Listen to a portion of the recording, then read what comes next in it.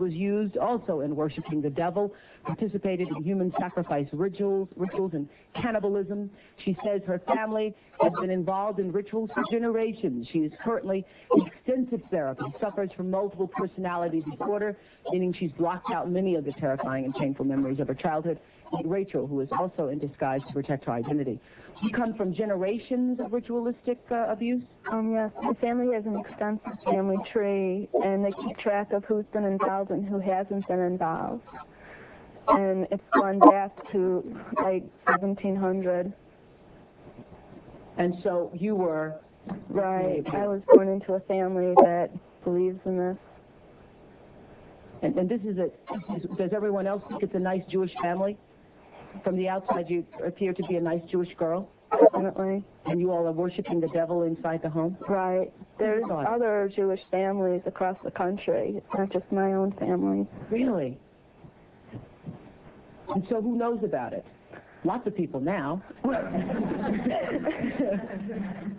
I talked to a police detective in the Chicago area, and several of my friends know, and I've spoke publicly before. And so when you were brought up in this kind of evilness, did you just think it was normal? I've blocked out a lot of the memories I had because of my multiple personality disorder. But yes, I mean, if you grow up with something, you think it's normal. Mm-hmm. I always thought. So what kinds of things? You don't have to give us the gory details. What kinds of things went on in the family? Well, there would be rituals in which babies would be sacrificed, and you would have to, you know... Whose babies? There were people who bred babies in our family.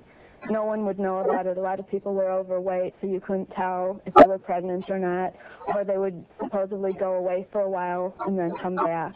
The other thing I want to point out, not all Jewish people sacrifice babies. I mean, no. That's not a very useful thing. I just want to point that out. This is the first time I heard of any Jewish people sacrificing babies. But anyway, so you witnessed the sacrifice? Right. When I was very young, I was forced to participate in that, in which I had to sacrifice an infant.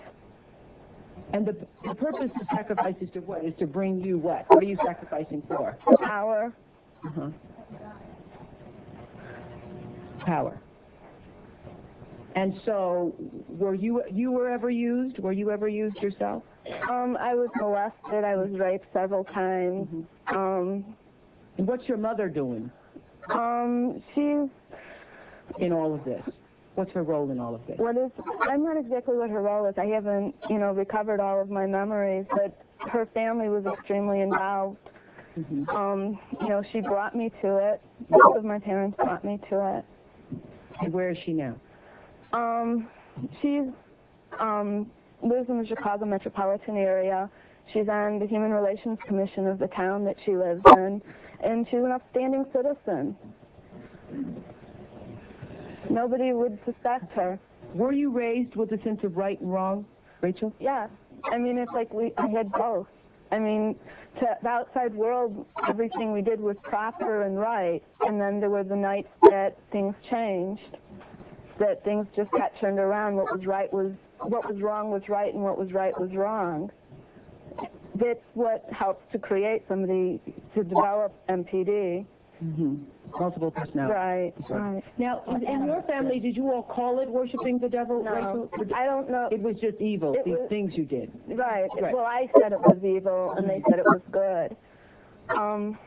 There's a book that I had just come across called Lilith's Cave, which is a book of Jewish mysticism and supernatural, and there's a lot in that book that relates to what I, endured when I was a child.